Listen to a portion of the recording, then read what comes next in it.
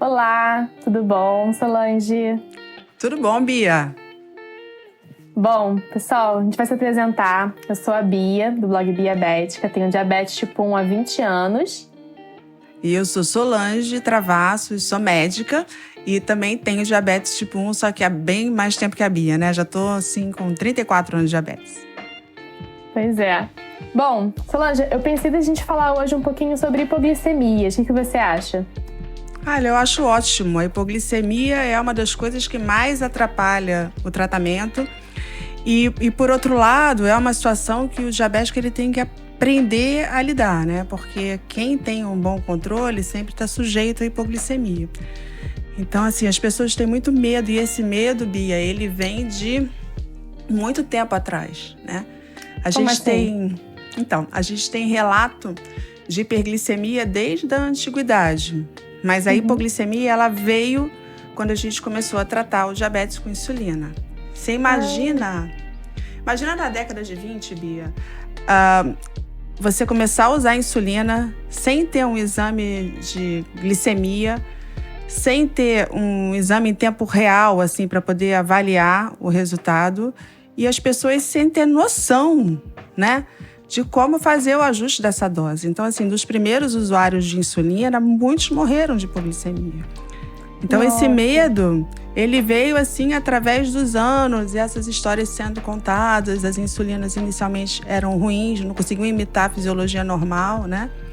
Sim. Mas com a evolução, hoje a gente consegue medir a glicose em tempo real. Eu consigo ver a evolução da minha glicemia ao longo do tempo, através de uma monitorização contínua. Eu tenho insulinas melhores. Então, a gente consegue evitar grande parte das hipoglicemias, né?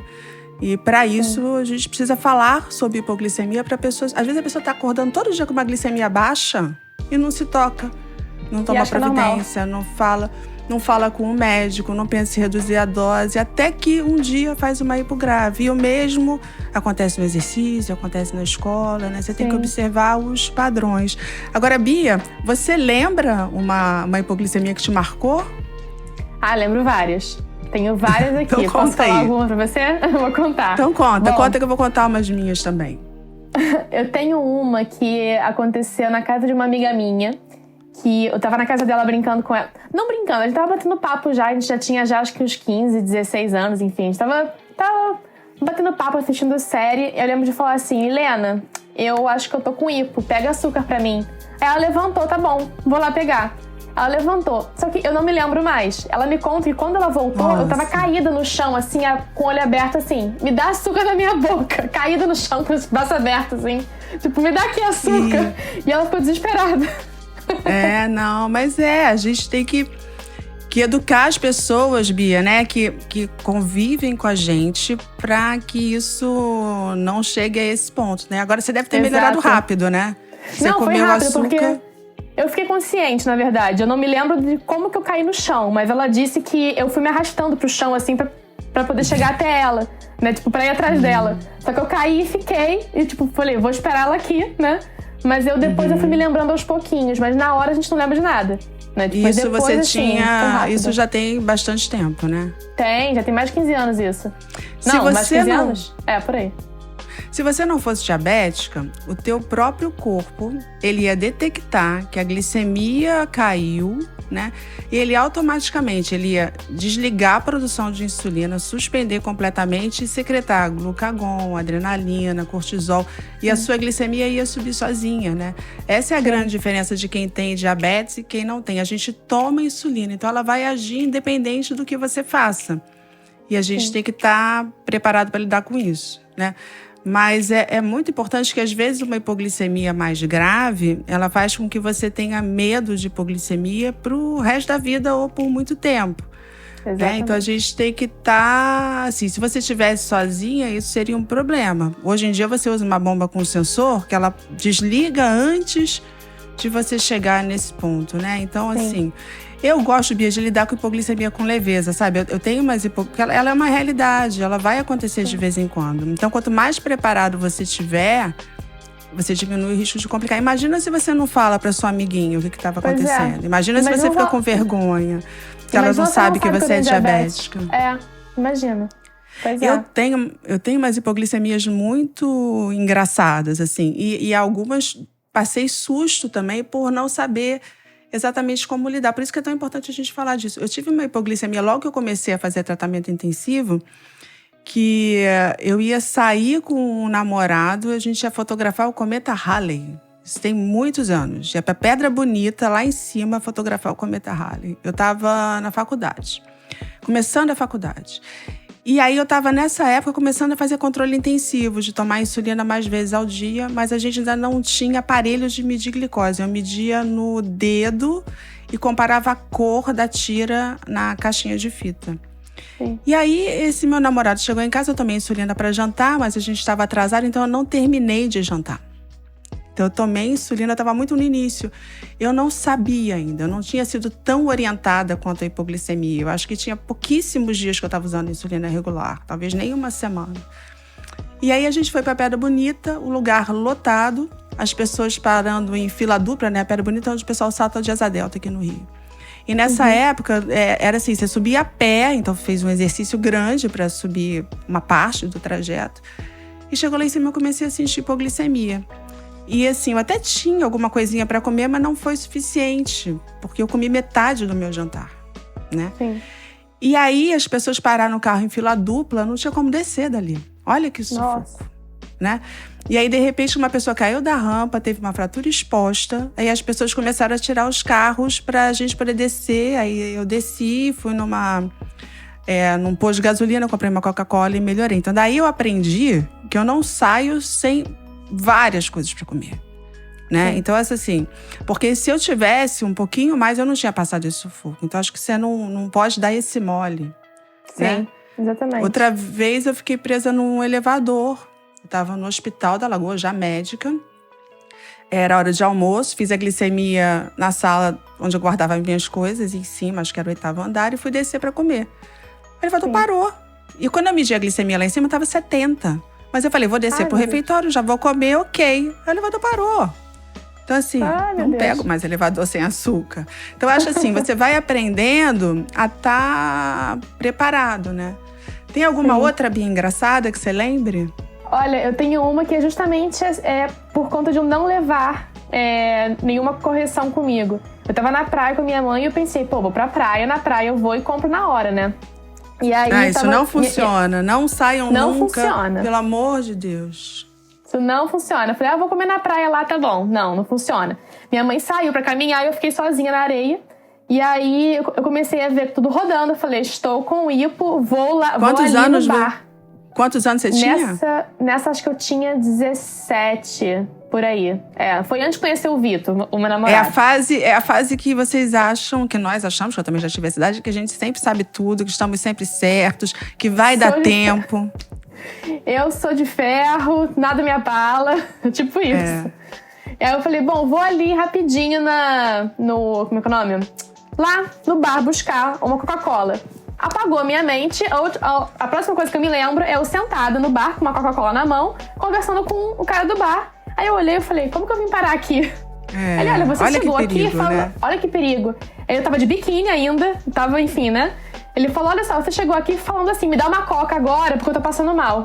Eu dei. Não falei nada, você não pagou ainda, mas eu dei a coca. Fiz o que você mandou. Te salvou, né? Eu tive uma situação também em Porto Seguro, voltando de Arraial da Ajuda. Eu tinha ficado na praia, jogando frescobol, comendo peixe com cenoura ralada e beterraba ralada. Eu levava muito açúcar.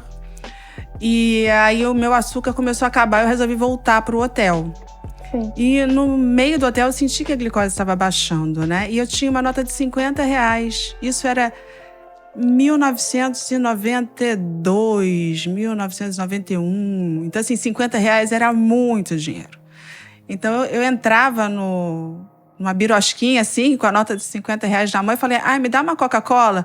Moça, não tem troco, não. Eu sei que eu entrei nos 4 lugares. E as pessoas sempre dizendo pra mim que não tinham troco. E eu me sentindo pior, porque já era efeito da hipoglicemia. Você fica burra, né?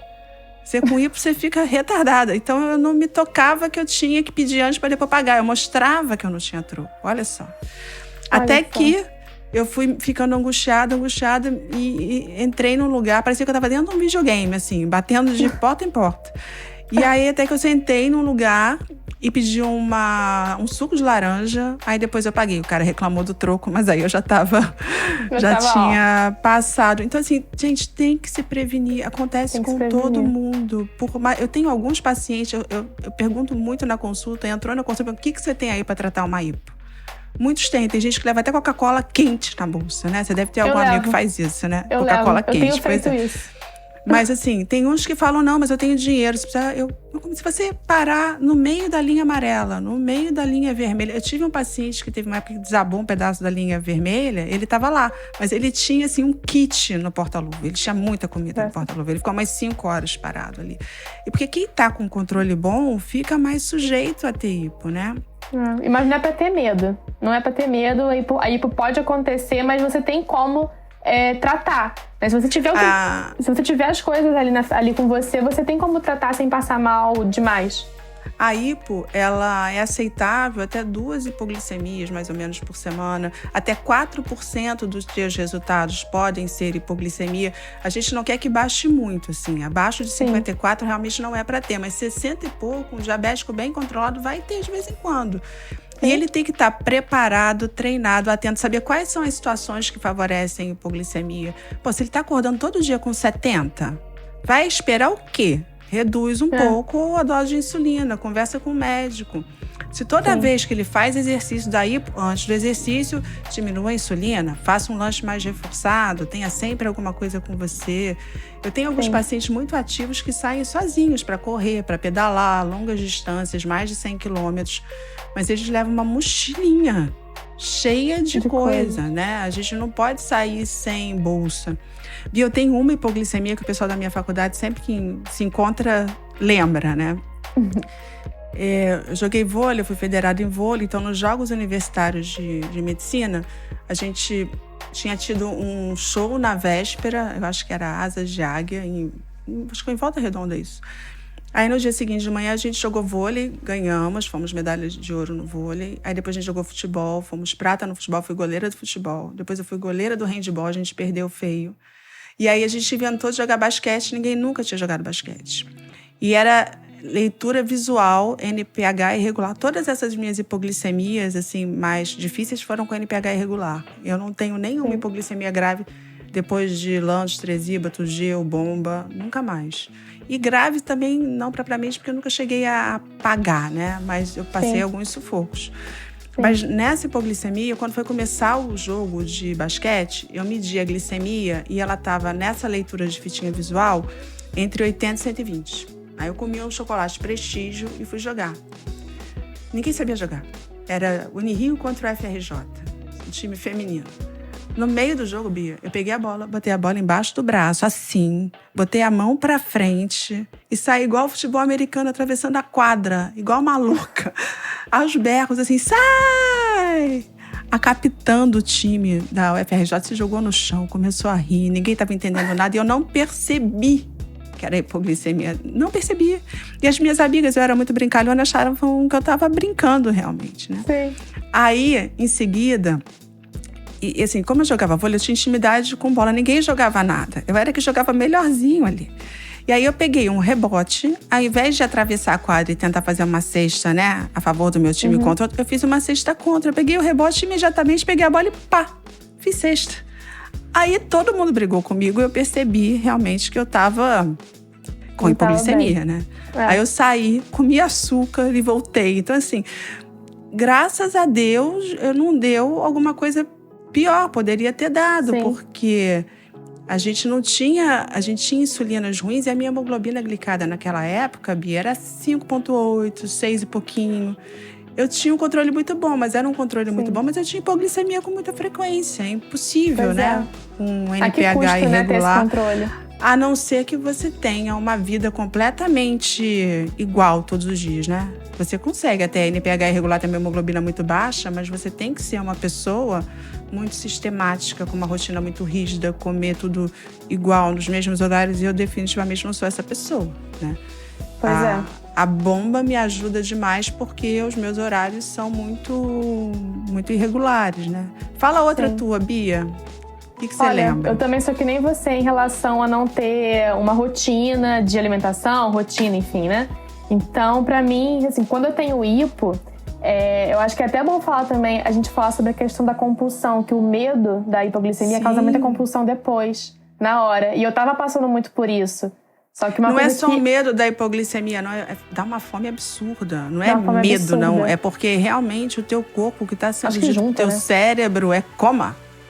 Então... exatamente.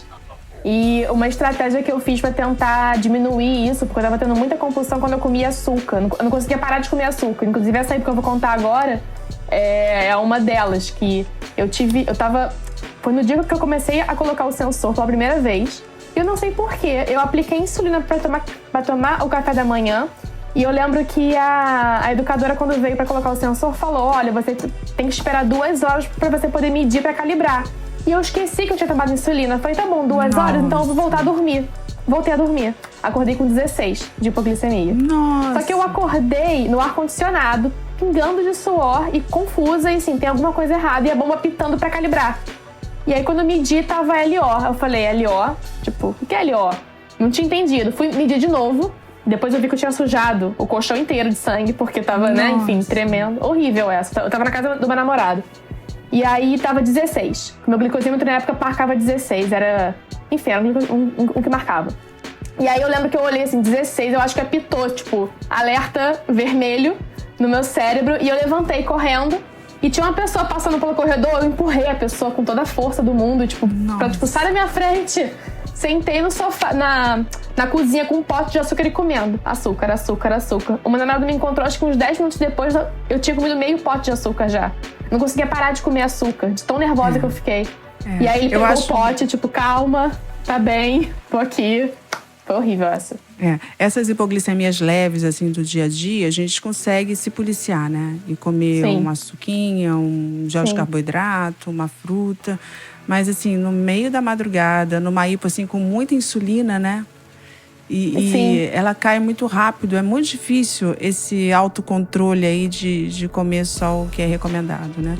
Aí o que deve ser feito, Bia, é quando come demais, né? Além da conta, é medir 1 hora depois e dar uma corrigida, né? Porque se você comeu mais do que 15, 20 gramas, em geral ela vai subir muito. Nesse caso até que não, porque você tinha muita insulina ativa, né? Você tomou insulina. Eu acho que nisso a Fiasp, que é uma insulina nova que está chegando, ela vai ajudar. Porque com insulina regular, a recomendação mais atual, né, isso já mudou um pouco ao longo dos anos, é que você tome 45 minutos antes. Imagina, eu que sou distraída, se eu tomar uma insulina 45 minutos antes, a chance de eu, no meio do caminho, arrumar outra coisa que eu acho mais importante para fazer do que comer, e isso dá uma hipo muito grave, é fácil isso acontecer comigo. Fácil. Tocou o telefone, um paciente que está no hospital, alguém que está passando mal, eu vou deixar passar o tempo e vou ter uma hipo grave, né? Com a ultra rápida, quando começou, a gente tomava imediatamente antes ou até depois. Agora a gente já sabe que tem que tomar 20 minutos antes. Em 20 minutos, se você marcar no relógio, também acontece muita coisa, né? Acontece muita coisa. Então, agora, quanto menor essa necessidade, né, de você tomar antes, menor tempo antes, eu acho que isso vai diminuir bastante o risco de hipoglicemia por esse motivo, né? Sim. E também essas insulinas que têm uma ação mais curta, como a Fiasp, até a insulina inalada, né? Vamos fazer depois outra gravação sobre essas 2 insulinas. Vamos. Elas têm uma duração mais curta, então também diminui o risco de hipoglicemia tardia. Mas assim, não dá para ter medo de hipo, você tem que ter respeito pela hipo, né? Até um pouquinho de medo, sim, mas eu quero dizer aquele medo que paralisa você. Sim, né? sim. Que você fica sempre com a glicose alta, que você não consegue dar insulina pelo medo da hipo.